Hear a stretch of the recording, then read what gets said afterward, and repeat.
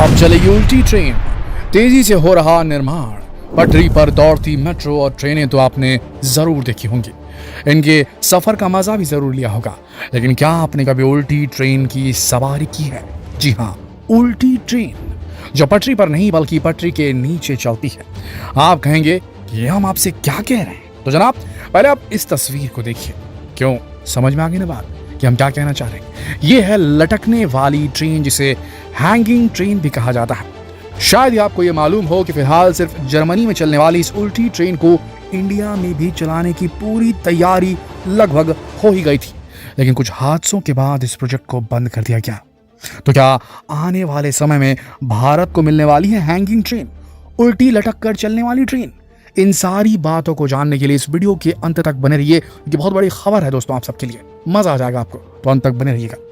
Hyper loop train, underwater metro, Sagarmala project, Chenab bridge, bullet train, ये transport से जुड़े भारत के ऐसे ऐतिहासिक हाईटेक प्रोजेक्ट्स हैं जिनके पूरा हो जाने के बाद ट्रांसपोर्ट के मामले में भारत की बात ही कुछ और होगी। ट्रांसपोर्ट से जुड़े ये तो वो प्रोजेक्ट्स हैं जिनमें से कुछ पर काम चल रहा है, या तो कुछ के सफल ट्रायल्स कई जगहों पर पूरे भी हो चुके हैं। लेकिन क्या आपको कभी भारत में आए इस मोनो रेल प्रोजेक्ट के बारे में मालूम है? ये कभी इंडिया का ड्रीम प्रोजेक्ट हुआ करता था दोस्तों, मोनोरेल, यानी कि वही हैंगिंग ट्रेन, उल्टी लटक कर चलने वाली ट्रेन। जी हाँ दोस्तों, ये प्रोजेक्ट भारत में साल 2003 में ही आ चुका था। इसे स्काई बस मेट्रो का नाम दिया जाने वाला था। उस वक्त भारत के प्रधानमंत्री रहे अटल बिहारी वाजपेयी का ये पर्सनल ड्रीम प्रोजेक्ट भी था। लेकिन कुछ हादसे ऐसे हुए जिनकी वजह से स्काई बस मेट्रो प्रोजेक्ट बस ड्रीम ही बनकर रह गया और इंडिया में इसे फेलियर कहा गया। करोड़ों का प्रोजेक्ट स्क्रैप के भाव में, कबाड़ के भाव में बिक गया। आपको बताएंगे कि वो ऐसा क्या हादसा हुआ जिसके चलते भारत का ये मेगा प्रोजेक्ट भारत का मेगा फेलियर बन गया। दरअसल भारत में इस मोनोरेल को बनाने का काम सबसे पहले गोवा में शुरू किया गया था, क्योंकि उस वक्त के प्रधानमंत्री अटल बिहारी वाजपेयी ने गोवा को न्यू ईयर का प्रोजेक्ट गिफ्ट में दे दिया था। उस वक्त गोवा में इस प्रोजेक्ट को बनाने का जिम्मा कोंकण रेलवे कॉर्पोरेशन लिमिटेड यानी कि KRCL को दिया गया था। उस वक्त मिस्टर बोजी राजाराम KRCL के CMD थे और उन्हीं के अंडर ये प्रोजेक्ट शुरू हुआ। इसे जर्मनी के H1N सिस्टम के तर्ज पर ही बनाया जा रहा था। इस प्रोजेक्ट के पहले फेज में 10.5 किलोमीटर लंबा एक ट्रायल रूट बनाया गया। ये जमीन से करीब 5.5 मीटर ऊपर एक एलिवेटेड ट्रैक पर दौड़ने वाली ट्रेन होने वाली थी। इस स्काई बस मेट्रो में 2 standard axle bogies, air condition coaches और स्टेशंस होने वाले थे। और अगर हम आपको इसके फ्यूचर प्लान के बारे में बताएं तो इसे गोवा के 3 मेन सिटीज पणजी, मापुजा और मडगांव को इससे लिंक करने की प्लानिंग चल रही थी। बताया जाता है कि स्काई बस मेट्रो किसी भी दिशा में 6 मिलियन पैसेंजर्स को ईयरली या 80,000 पैसेंजर्स पर डे की कैपेसिटी के हिसाब से चल सकती थी। वहीं इस प्रोजेक्ट के लिए सबसे बड़ा एडवांटेज ये था कि इसे बनाने में लागत बहुत कम आती। जी बिल्कुल, कहा जाता है कि अभी जिस 1 किलोमीटर लंबे मेट्रो ट्रैक को बनाने में करीब 215 करोड़ रुपए खर्च होते हैं, वहीं स्काई बस मेट्रो के रूट्स को बनाने में सिर्फ 50 से 60 करोड़ रुपए का खर्च आ रहा था। इतना ही नहीं, मेट्रो के दूसरे कंस्ट्रक्शन को बनाने में जो खर्च आ रहा था स्काई बस मेट्रो के कंस्ट्रक्शन में, वो भी बिल्कुल हाफ हो जाता। शॉकिंग है ना? तो सोचिए अगर ये स्काई बस मेट्रो आज हमारे देश में होता तो देश को कितना फायदा होता। तो खैर, मेन पॉइंट में आए तो न सिर्फ कॉस्ट बल्कि इस मेट्रो को बनाने में टाइम भी बहुत कम लगता। बिल्कुल, जहां दूसरे मेट्रो प्रोजेक्ट्स को पूरा करने में दशकों का वक्त लग जाता है, सालों लग जाते हैं, वहां ये स्काई बस मेट्रो प्रोजेक्ट महज कुछ महीनों में ही पूरा हो जाता। आप ये भी जान लें कि स्काई बस मेट्रो को इंडिया में न्यू मोड ऑफ ट्रांसपोर्टेशन के तौर पर देखा जा रहा था। ऐसा इसलिए क्योंकि न सिर्फ इसकी तकनीक बल्कि खासियत भी ऐसी थी जो अगर इंडिया में सफल हो जाती तो आज भारत की तस्वीर ही कुछ और होती। दोस्तों, स्काई बस मेट्रो के इन USPs को सुनकर आप भी जान गए होंगे कि हमारे फॉर्मर PM ने क्यों भारत में इसे लॉन्च करने का सपना देखा होगा। लेकिन कुछ तो बात हुई होगी जिसकी वजह से ये प्रोजेक्ट ठंडे बस्ते में चला गया। अब जैसे कि इस प्रोजेक्ट का काम गोवा में किया गया, इस प्रोजेक्ट के एक स्टेप को पूरा भी कर लिया गया। इसके बाद बारी आई इसके ट्रायल की, और जान लीजिए कि वो भी किया गया। जी हाँ, गोवा में स्काई बस मेट्रो का ट्रायल भी हुआ। लेकिन अफसोस ये कि हम उसे सफल ट्रायल नहीं कह सकते।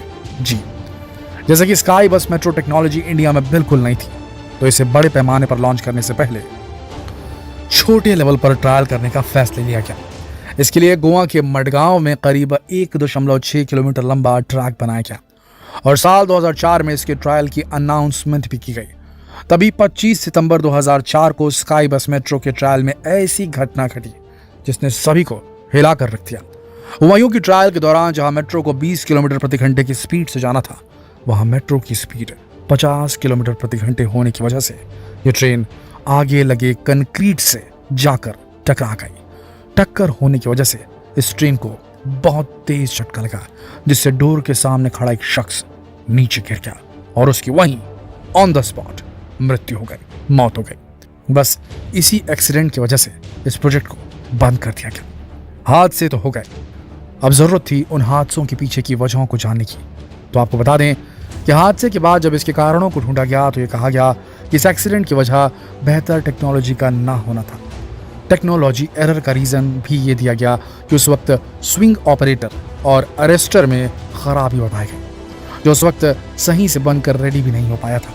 दरअसल जो ट्रैक बनकर तैयार था उसे करीब 10.5 किलोमीटर तक आगे बढ़ाना था, लेकिन ऐसा नहीं किया गया। स्काई बस के कोचों और दूसरे उपकरणों की मैन्युफैक्चरिंग भी गोवा में ही की गई थी। इसे भी हादसे की एक वजह के रूप में देखा गया। कहा जाता है कि हादसे तो हो गए, लेकिन इसके बावजूद कोंकण रेलवे कॉर्पोरेशन ने इस प्रोजेक्ट को आगे बढ़ाने की तैयारी की थी, लेकिन इस प्रोजेक्ट को पॉलिटिकल एंगल से भी काफी विरोध झेलना पड़ा। यही वजह भी रही कि आज गोवा में प्रोजेक्ट कहीं देखने को भी नहीं मिलता।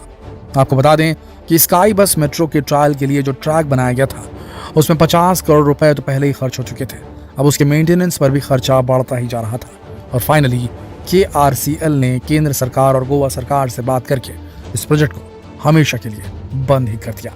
इसके बाद KRCL ने भी अपने इस ट्रैक को गिरा दिया और प्रोजेक्ट की पॉपुलैरिटी का अंदाजा इस बात से ही लगाया जा सकता है कि उन्होंने उस वक्त की एक प्रेस कॉन्फ्रेंस में कहा था कि गोवा के साथ इसे केरल मंत्रिमंडल की भी मंजूरी मिल गई है। इसमें कोच्चि और पुणे महानगर पालिकाओं ने भी अपना इंटरेस्ट दिखाया था। दोस्तों, आप ये जान लें कि आज भी कई बड़े इंजीनियर्स का यही मानना है कि इंडिया ने स्काई बस मेट्रो प्रोजेक्ट को नकार कर बहुत बड़ी गलती की थी, जिसे आज भी सुधारा जा सकता है।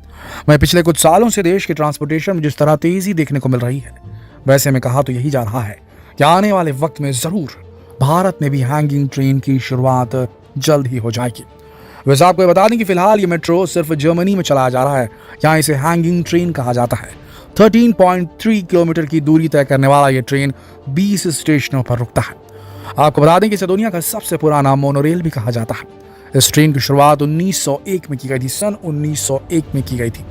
दोस्तों, क्या लगता है आपको, क्या मोनोरेल का एक हादसा जो गोवा में हुआ, क्या ये भारत के मोनोरेल टेक्नोलॉजी को डेवलप करने में एक बहुत बड़ा रोड़ा बन गया? क्या इसके आगे भारतीय रेलवेज को अब सोचना नहीं चाहिए?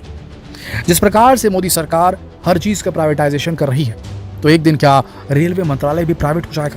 और अगर प्राइवेट हुआ तो क्या प्राइवेट कंपनीज इस ओर वेंचर नहीं करेंगी? क्या वो हैंगिंग ट्रेन चलाने की किफायती टेक्नोलॉजी का इस्तेमाल नहीं करेगी? क्या भारत में तब मोनोरेल का इस्तेमाल नहीं बढ़ जाएगा? और अगर बढ़ा तो क्या उससे एक्सीडेंट बढ़ जाएंगे? क्या लगता है आपको, मोनोरेल भारत में होनी चाहिए कि नहीं होनी चाहिए? क्या विचार है आपके? कमेंट सेक्शन में जरूर लिखें। जितना हो सके इस वीडियो को शेयर करें फेसबुक पर, व्हाट्सएप पर, यूट्यूब पर, ताकि लोगों को पता चल सके कि उल्टी चलने वाली ट्रेन का भी अस्तित्व इस धरती पर है और भारत में भी शायद आने वाले समय में हो जाएगा। कल फिर मिलते हैं एक और दिलचस्प जानकारी प्रद वीडियो में। तब तक के लिए आप सबका इस वीडियो के अंत तक बने रहने के लिए दिल की गहराइयों से धन्यवाद।